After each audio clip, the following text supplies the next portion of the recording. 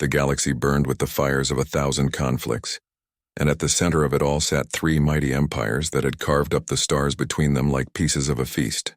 The Zephyrian hegemony ruled through fear and military might, their massive warships painted blood red and bristling with weapons that could crack planets in half. The Nexari collective believed that technology was the ultimate power, their sleek silver vessels humming with computers that could calculate the death of entire star systems. The Vorthan Trade Federation controlled the flow of money and resources, their golden fleets protecting trade routes that stretched across half the galaxy. For over 800 years, these 3 powers had danced around each other in an endless game of war and politics. Sometimes they fought directly, sending fleets to clash in the empty spaces between stars while smaller species watched in terror.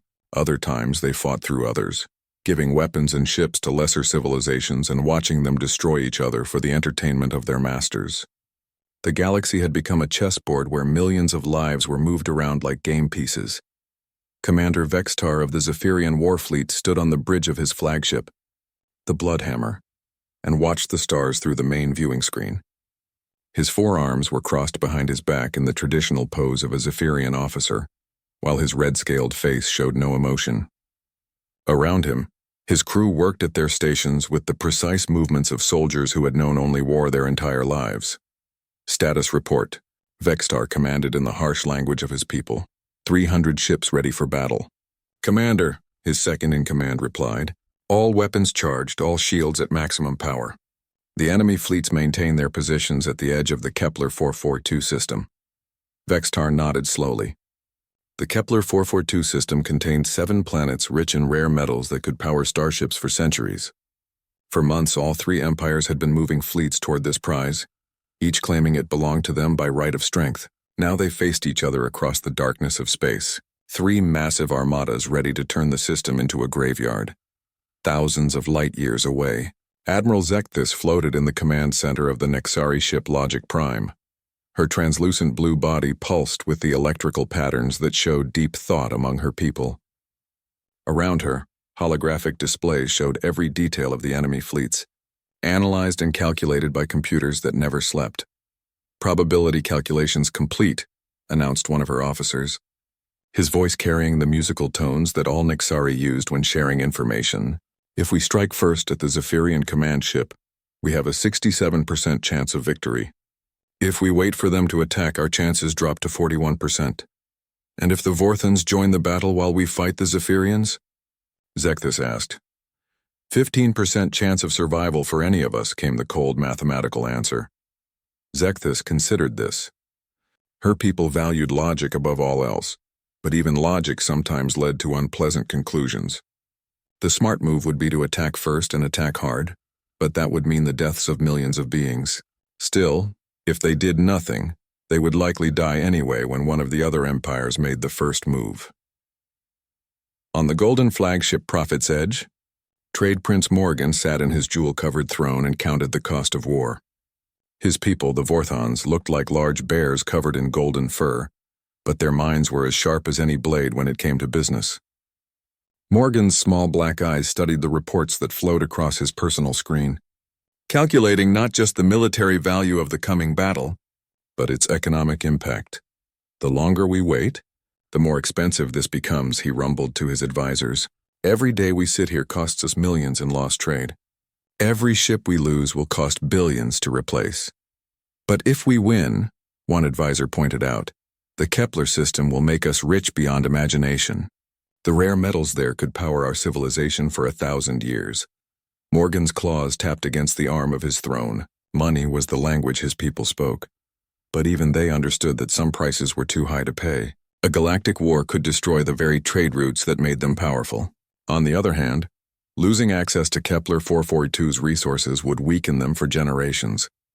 Between the 3 fleets, smaller ships belonging to dozens of minor species watched and waited. These were the civilizations that had learned to survive by staying out of the way when the great powers fought.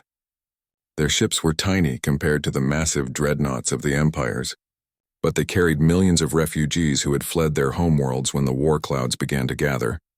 Captain Rexnall of the Altrurian Republic stood on his small bridge and felt sick to his stomach. His people were peaceful traders who had built their civilization on helping others, but now they could only watch as the galaxy prepared to tear itself apart once again. His ship, the Harmony, carried 10,000 families who had lost their homes when the empires began moving their fleets. "Sir," his communications officer called out, "we're getting reports from all across the galaxy. Hundreds of species are fleeing toward the outer rim. Everyone knows what's coming." Rex and all nodded sadly. This was how it always went. The great powers would fight, millions would die, and when the smoke cleared, some new border would be drawn across the star maps. The smaller civilizations would rebuild, only to watch it all happen again in a few decades when the empires found something new to fight over. In the depths of space, ancient monitoring stations built by civilizations long dead recorded the movement of fleets and the building of weapons. These silent watchers had seen this pattern repeated countless times over millions of years. Empires rose, empires fought, empires fell, and new ones took their place. The galaxy seemed locked in an endless cycle of violence that no amount of wisdom or technology could break. On 1,000 worlds, families huddled together and watched the news reports that spoke of coming war. Parents held their children close and wondered if their civilization would survive another conflict between the giants. Poets wrote songs about the futility of war while soldiers cleaned their weapons and prepared for orders that would send them to die for causes they barely understood. The three fleets continued their careful dance around each other, each waiting for the perfect moment to strike. Battle computers calculated firing solutions while diplomats exchanged threats disguised as negotiations. Everyone knew that peace was just a pause between wars, and that pause was about to end. In the Kepler 442 system itself, automated mining platforms continued their work, pulling precious metals from asteroid fields and planetary surfaces. The machines did not know or care that three empires were about to fight a war for the right to own them. They simply followed their programming, just as the empires followed theirs. The galaxy held its breath and waited for the violence to begin. No one imagined that salvation would come from a small blue world on the very edge of known space, where a young species called humanity had just learned to travel between the stars. The sensor operator on the Zephyrian flagship almost ignored the reading at first. After days of watching enemy fleets and calculating attack patterns, one more blip on the screen seemed unimportant. But something about this contact made him look twice. "Commander Vextar," the operator called out, uncertainty in his voice. "We have a new contact approaching from the outer rim. Single vessel, unknown configuration." Vextar turned from his study of the tactical display, his red eyes narrowing. "Identification? Unknown, sir. The ship doesn't match any design in our databases. Size appears to be modest, perhaps a scout or courier vessel." A low rumble of amusement came from Vextar's throat. "Some fool thinks they can scavenge from our battle. Tag it as a nuisance and continue monitoring the real threats." Aboard the Nexari flagship, similar conversations were taking place. Admiral Zekthis studied the holographic representation of the approaching vessel with the cold curiosity of her species. The ship's design was strange, smooth curves where most civilizations used angular construction, and an odd blue-white color that seemed to shift in the light. "Computer analysis?" she asked. "Insufficient data," her science officer replied. "The vessel appears to be approximately 800 meters in length, but its mass readings are inconsistent. Either our sensors are malfunctioning or the ship is built using unknown principles." "Threat assessment?" "Minimal. Single vessel against three fleets totaling over 1,000 ships. Probability of significant impact, 0.01%. On the Vorthan flagship, Trade Prince Morgan was more practical in his assessment. "Can we identify the species? Are they potential customers or competitors?" His intelligence officer, a thin Vorthan with silver-streaked fur, shook his head. "Unknown species, unknown technology. The ship appears to have traveled from a region we classify as unexplored territory. Given the distance, either they have very advanced faster-than-light drives or they started their journey years ago." "Interesting," Morgan mused. "After our business here is finished, we might want to investigate their homeworld. New civilizations often make profitable trading partners." The mysterious ship continued its approach, seemingly oblivious to the massive military buildup it was flying toward. Its course was steady and direct, aiming for the center point between the three fleets. As it drew closer, more details became visible to the watching empires. The vessel was indeed unlike anything in their databases. Where most starships were built for either maximum firepower or maximum efficiency, this one seemed designed with different priorities. Its hull was smooth and clean, with none of the weapon ports or armor plating that marked military vessels. Yet it wasn't built like a civilian ship either. There was something purposeful about its design that suggested capabilities beyond simple transport. Captain Sarah. Chen stood on the bridge of the UES Prometheus and watched the three fleets grow larger on her main screen. She was a woman in her 40s with graying hair and calm brown eyes that had seen both the wonders and terrors of deep space. Around her, the bridge crew worked with quiet efficiency, their movements showing the confidence of people who knew their ship and trusted their captain. Distance to the fleet formations? Chen asked. 2 million kilometers in closing, her navigation officer replied. We're receiving scanning signals from all three groups. They know we're here. Any attempts at communication? Negative, Captain. They seem to be treating us as a minor curiosity. Chen nodded. That was expected. Humanity had been watching galactic politics for decades from their hidden monitoring stations, learning about the three empires and their endless conflicts. The galaxy saw Earth as a primitive world that had only recently developed faster than light travel. They had no idea how wrong they were. Open a channel on all standard frequencies, Chen ordered. It's time to announce ourselves. The communications officer's hands moved across his console. Channel open, Captain. Broadcasting on all known diplomatic frequencies. Chen took a deep breath and stepped forward. This is Captain Sarah Chen of the United Earth ship Prometheus. I am requesting permission to address the fleet commanders of the Zephyrian Hegemony, the Nexari Collective, and the Vorthan Trade Federation. On 3 different bridges, alien commanders stared at their screens in surprise. The audacity of this unknown species was breathtaking. A single small ship was requesting an audience with the most powerful military forces in the galaxy.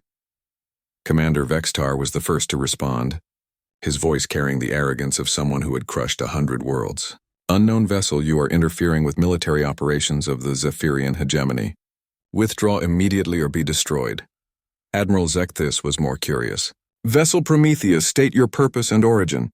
You are entering a combat zone where your survival cannot be guaranteed. Trade Prince Morgan saw an opportunity. Captain Chen, I am Trade Prince Morgan of the Vorthan Federation. Your timing is unfortunate, but if you wish to discuss trade agreements, we can arrange a meeting after our current business is concluded. Chen listened to all 3 responses with the same calm expression. Thank you for your replies. I represent the United Earth government, and I'm here to offer mediation services for your current dispute. We believe this conflict can be resolved without the loss of life. The silence that followed was broken by harsh laughter from the Zephyrian bridge. Mediation? Vextar snarled. You primitive fools have no understanding of galactic politics. Return to whatever backwater world spawned you before you become collateral damage. Captain Chen, Admiral Zekthis said, her tone carrying scientific curiosity. Our records show no significant civilization in the region you appear to have traveled from. How did your species develop faster than light technology so rapidly? With respect, Admiral, Chen replied, our development timeline may not match your expectations. But that's not why I'm here. I'm here because 3 great civilizations are about to destroy each other over resources that could be shared peacefully. Trade Prince Morgan's ears perked up at the word shared. Captain, while I appreciate the sentiment, the Kepler 442 system contains enough rare metals to power a civilization for centuries. These are not resources that can simply be divided equally. Why not? Chen asked simply. The question caught all 3 commanders off guard. In their experience, valuable resources belonged to whoever was strong enough to take and hold them. The idea of voluntary sharing was so foreign to their thinking that they struggled to formulate responses. Because, Vextar finally growled, strength determines ownership. The weak have no rights to what the strong can claim. Because, Zekthis added, our civilizations have competing needs and goals. Cooperation on this scale is mathematically improbable. Because, Morgan concluded, the economic systems of our empires are built on controlled scarcity. Sharing reduces profit margins. Chen nodded as if their answers made perfect sense. I understand your positions, but I wonder if you've considered the full cost of your current approach. How many ships will you lose in this battle? How many lives? How much will it cost to rebuild your fleets afterward? And what guarantee do you have that the winner will be able to hold the system against future challenges. Her questions hung in the space between the fleets like bombs waiting to explode. For the first time in decades, the three Empire commanders found themselves thinking about the true price of their endless conflicts. "You speak as if you have an alternative," Admiral Zekthis observed. "I do," Chen replied. "But first I need to know if you're willing to listen to reason, or if you're determined to settle this with violence." Commander Vextar's response was swift and brutal. "We are Zephyrians. We settle everything with violence. Small human, you have 1 minute to withdraw before we demonstrate why the galaxy fears us." Captain Chen's expression didn't change, but those who knew her well would have recognized the slight tightening around her eyes. "I'm sorry to hear that, Commander. I had hoped we could resolve this peacefully." The countdown began, and three empires prepared to show this upstart species why they ruled the galaxy. Commander Vextar's countdown reached 0 with the precision of a military chronometer. On his order, the Zephyrian heavy cruiser Painbringer fired a single plasma torpedo toward the human vessel. It was meant to be a warning shot, something to make these primitives understand their place in the galactic order. The torpedo carried enough energy to vaporize a small asteroid, but Vextar had ordered his gunners to aim just close enough to the Prometheus to demonstrate Zephyrian firepower. The torpedo streaked through space, its plasma core burning bright enough to be seen by naked eyes across millions of kilometers. On 3 different bridges, alien commanders watched their screens and waited for the light show that would send the humans running back to their distant world. The torpedo simply vanished. One moment it was there, racing toward its target with the fury of a miniature star. The next moment the space around the Prometheus seemed to shimmer like heat waves rising from hot ground, and the torpedo was gone. Not destroyed, not deflected, not absorbed. Gone as if it had never existed at all. "What happened?" Vextar roared at his weapons officer. "Did you miss?" "No, sir." "Direct hit confirmed. The torpedo reached the target zone and then disappeared." "I don't understand the readings, sir." On the Nixari flagship, Admiral Zekthis studied the sensor data with growing concern. Her computers were running calculations at the speed of light, trying to understand what they had just witnessed. Energy shields could absorb or deflect attacks, but they left clear signatures on sensors. This was something else entirely. "Analysis," she demanded. "Unknown, Admiral." The torpedo's energy signature vanished completely upon contact with an unknown field around the human vessel. No energy absorption detected, no deflection vectors recorded. The torpedo ceased to exist at a quantum level. Trade Prince Morgan watched the impossible event with the calculating mind of a businessman. In his experience, technology that seemed impossible was usually just very expensive. "Communications," he ordered. "Get me a direct line to the human captain." Before anyone could respond, Captain Chen's voice filled the communication channels of all 3 fleets. Her tone remained calm and professional, as if making torpedoes disappear was an everyday occurrence. "Commander Vextar, I appreciate the demonstration, but I hope we can move past threats now. I'm still willing to discuss peaceful solutions to this conflict." Vextar's 4 hands clenched into fists. In 800 years of Zephyrian military history, no enemy had ever simply ignored their weapons. "All ships target the human vessel. Full spread, maximum firepower. Wait." Admiral Zekthis's voice cut across the communication channels. "Vextar, we need to understand what we're dealing with before we escalate." "The Nixari speaks wisdom," Trade Prince Morgan added. "Unknown technology represents unknown risks and unknown opportunities." But Vextar was beyond reason. The humiliation of having his warning shot simply vanish had triggered the battle rage that made Zephyrians feared across the galaxy. "No primitive species makes fools of the hegemony." "Fire!" 20 Zephyrian ships opened fire simultaneously. Plasma torpedoes, particle beams, and fusion missiles filled the space around the Prometheus with enough destructive force to crack a planet's crust. The combined firepower could have destroyed an entire fleet of conventional warships. The human vessel sat motionless in the center of the firestorm, surrounded by a sphere of shimmering energy that seemed to bend light itself. Every weapon fired at it simply ceased to exist upon contact with that impossible barrier. The Prometheus emerged from the attack completely unharmed, its hull not even scorched. "Impossible," Zekthis whispered, her electrical patterns flickering with shock. Captain Chen's voice returned to the communication channels, still maddeningly calm. "I really had hoped we could avoid this demonstration. But since you insist on testing our defenses, perhaps you'd like to see our capabilities. What happened next would be remembered in galactic history as the day the universe revealed new rules. The Prometheus didn't fire weapons. It didn't launch missiles or emit energy beams.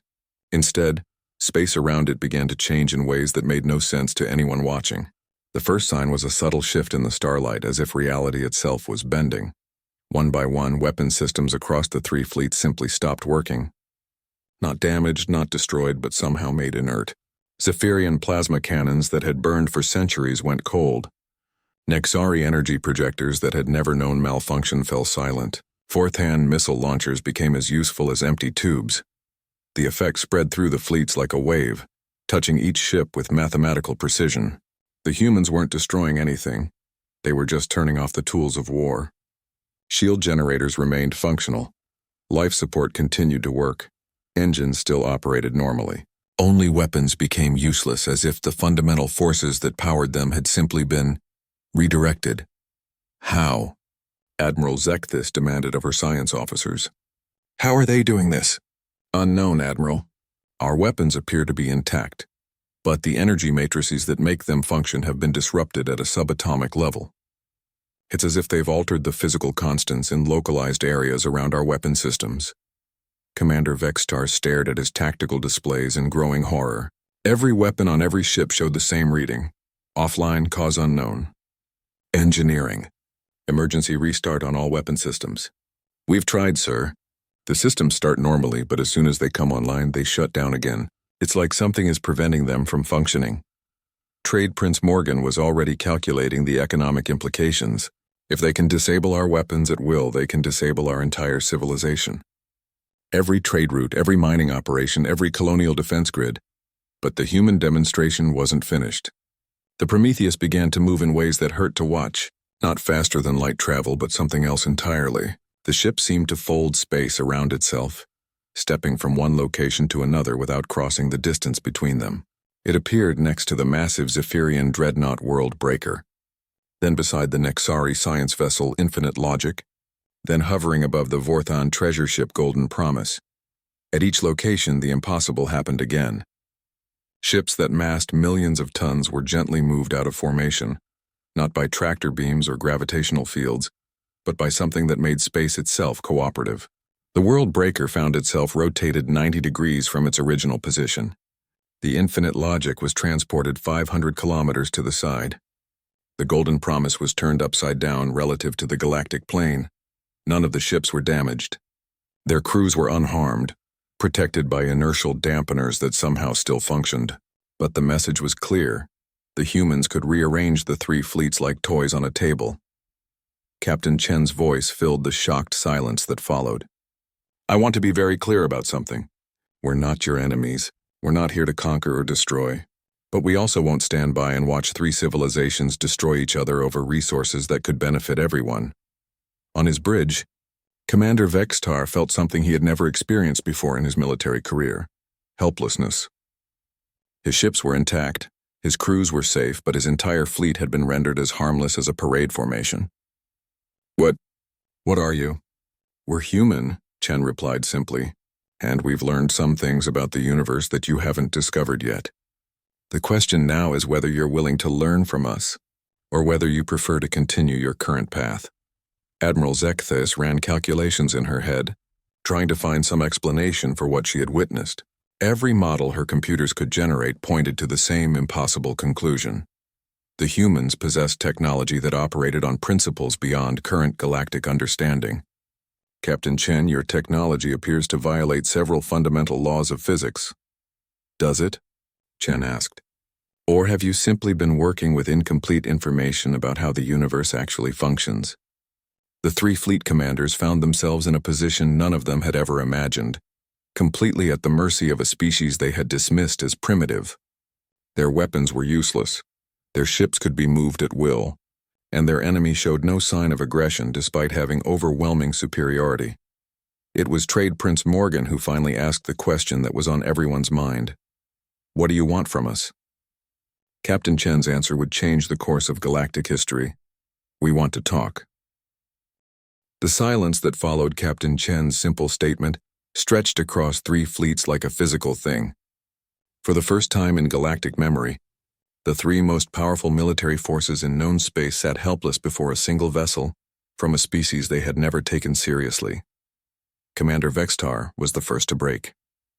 The proud Zephyrian warrior, whose people had built an empire on the principle that strength made right, found his voice cracking as he spoke. "Captain Chen, The hegemony wishes to discuss terms." "Terms?" Chen asked gently.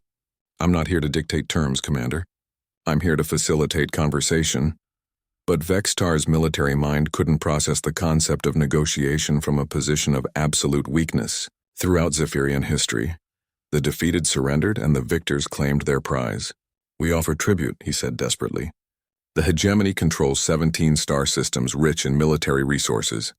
We will provide Earth with weapons, ships, trained soldiers, whatever you require for your conquest of the galaxy." On the Nexari flagship, Admiral Zekithus listened to the Zephyrian offer with the cold logic of her species.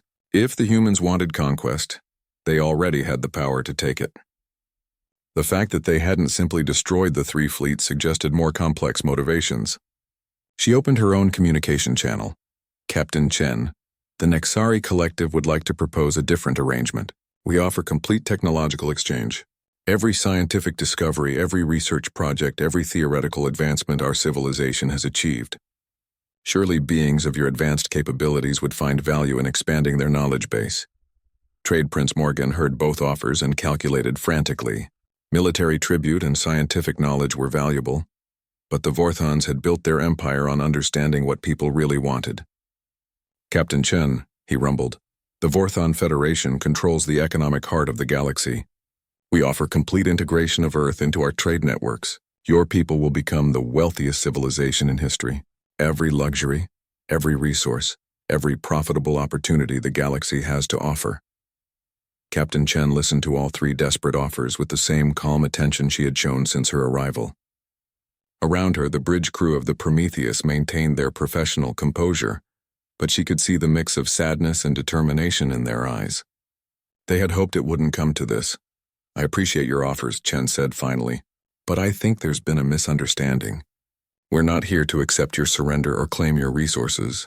We're here because we're concerned about what you're doing to yourselves and to the galaxy." The concept was so foreign to the 3 commanders that they struggled to understand it.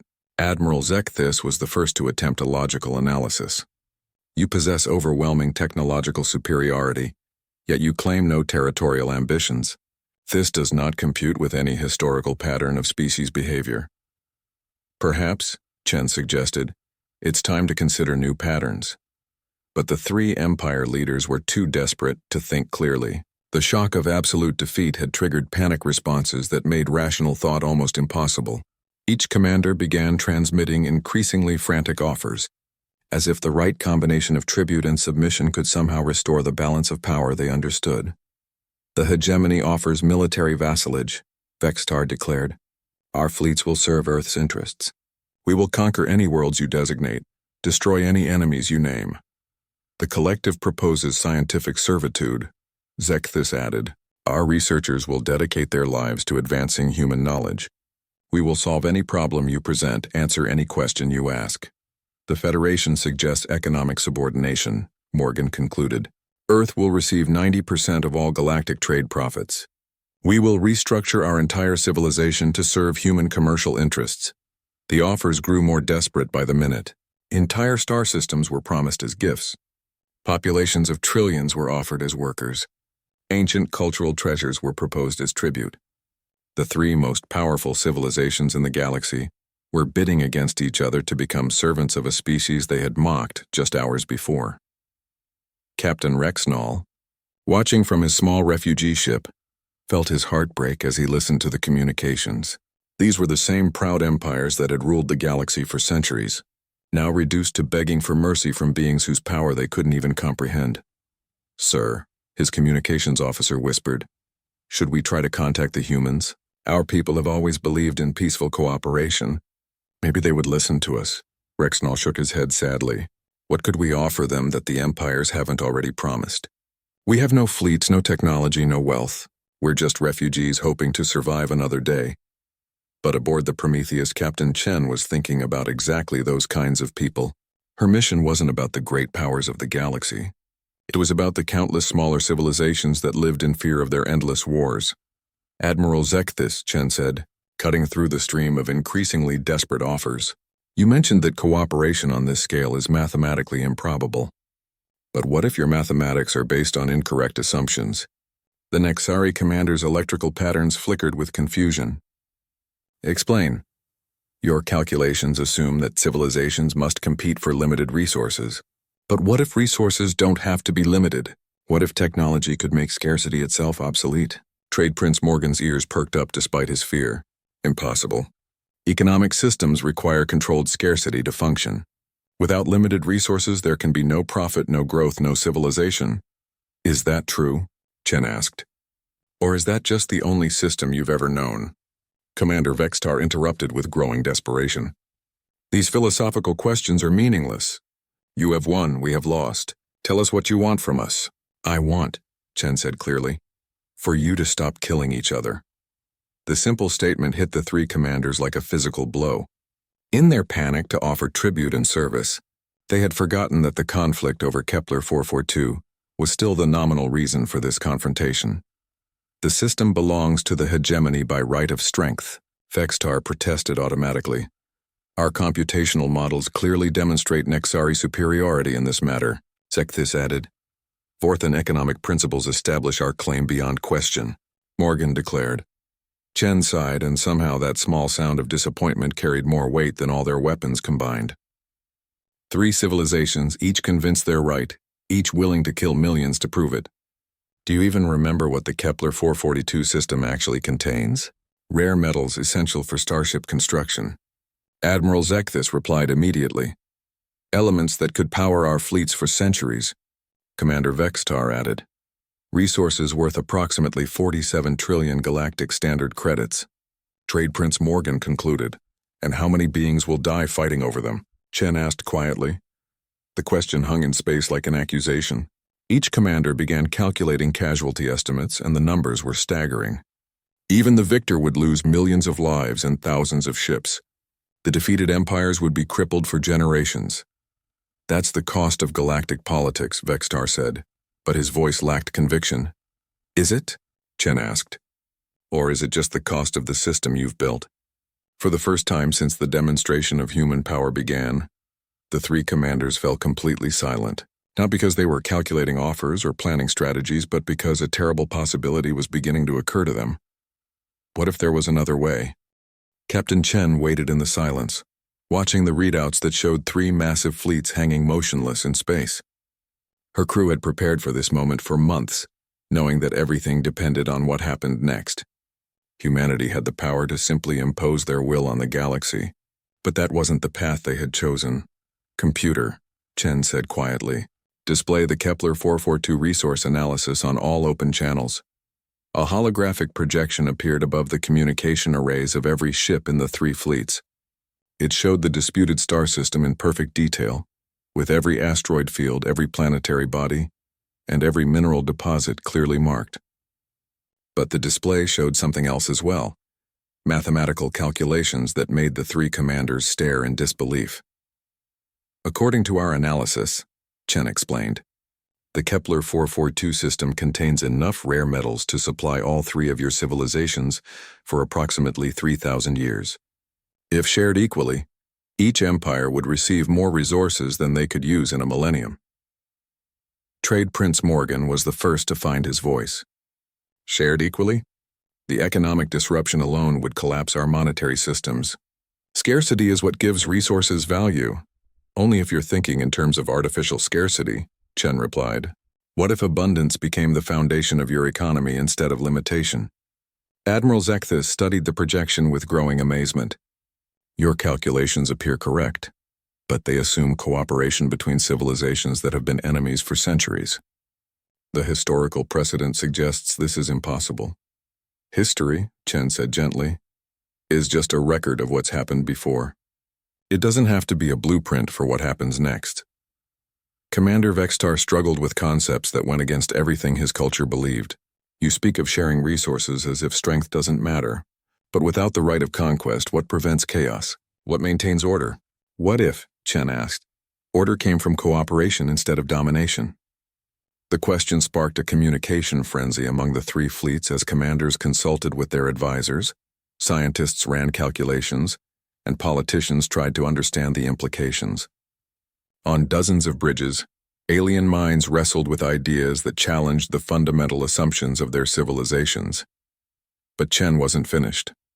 Computer, transmit the medical synthesis protocols. New data flowed across the communication networks, and this time the silence that followed was different. The information showed medical techniques that could extend lifespans by centuries, cure diseases that had plagued the galaxy for millennia, and repair genetic damage caused by industrial pollution and warfare.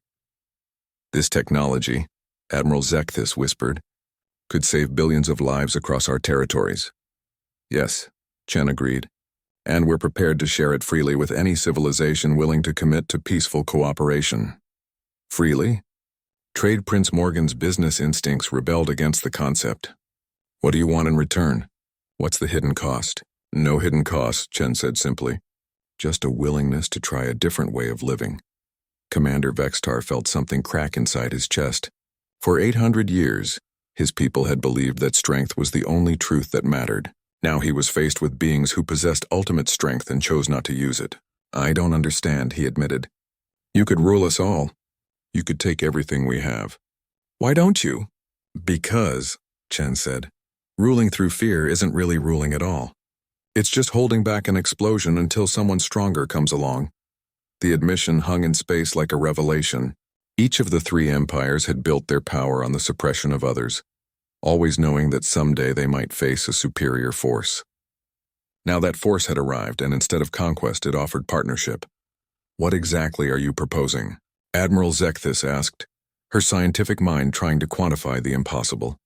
Chen's answer was broadcast, not just to the three fleets, but to every monitoring station, every refugee ship, and every hidden outpost watching the confrontation.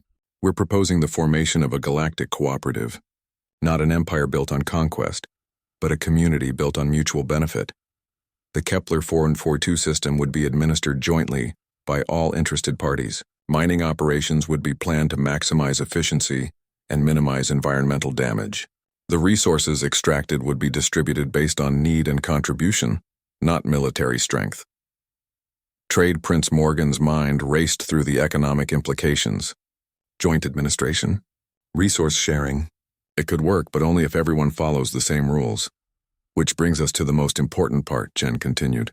This cooperative would be protected by beings who have no interest in conquest or domination. Humanity would serve as guardians, ensuring that no one could use force to upset the balance. Commander Vextar felt the weight of centuries of military tradition pressing down on him. And if someone breaks the rules? If they try to claim more than their share? Then they lose access to the cooperative's benefits, Chen said simply. No violence, no warfare. Just economic and social isolation until they're ready to rejoin the community. The concept was so radically different from galactic politics as usual that it took time for the implications to sink in. No more massive military buildups, no more devastating wars over resources, no more small civilizations crushed in the battles between great powers. Admiral Zekthis ran probability calculations in her head and found something unprecedented, a scenario where everyone could win. The mathematical model suggests this could work, she said slowly, but it requires a level of trust that has never existed between our civilizations. Trust has to start somewhere, Chen replied, and it has to start with someone. Trade Prince Morgan was already seeing the possibilities. If warfare became obsolete, the resources we spend on military forces could be redirected to productive activities. The economic growth potential would be enormous. More than that, Chen added, we're prepared to share other technologies as well. Energy generation methods that could end resource scarcity forever. Manufacturing techniques that could provide abundance for every being in the galaxy. Transportation systems that could make the distances between stars as trivial as walking across a room. The offers were almost too large to comprehend. Technologies that could reshape civilization itself, offered freely to former enemies who had been ready to destroy each other just hours before.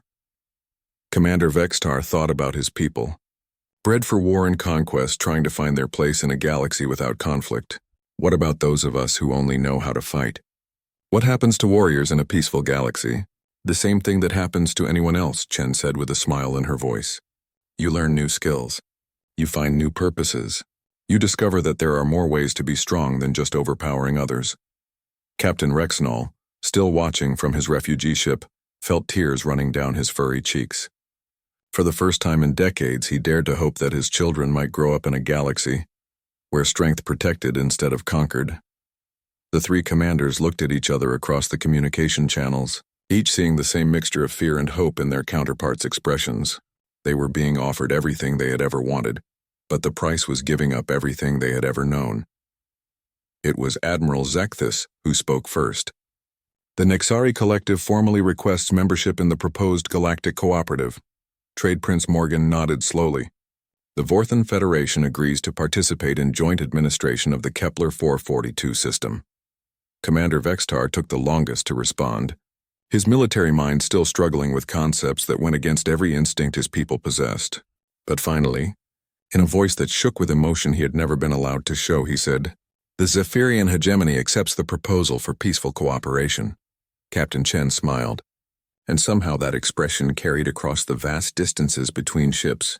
Then let's begin building something new. As the three fleets slowly moved into formation around the Prometheus, other ships began approaching from across the galaxy. Minor species that had hidden in fear were emerging to join the new cooperative. Refugee fleets were changing course toward Kepler 442. Even the ancient monitoring stations were awakening from centuries of passive observation. The galaxy was about to discover what happened when the strongest species chose to build instead of destroy. In the months that followed, historians would mark this moment as the end of the Age of Empires and the beginning of the Age of Cooperation. But for now, it was simply the moment when three enemies became partners, and the galaxy learned that there was more than one way to be powerful. The Prometheus remained at the center of it all, a quiet guardian watching over the birth of a new era, and somewhere in the vast reaches of space, other human ships continued their patient vigil, ready to offer the same choice to any civilization that needed it: the chance to build something better than what had come before.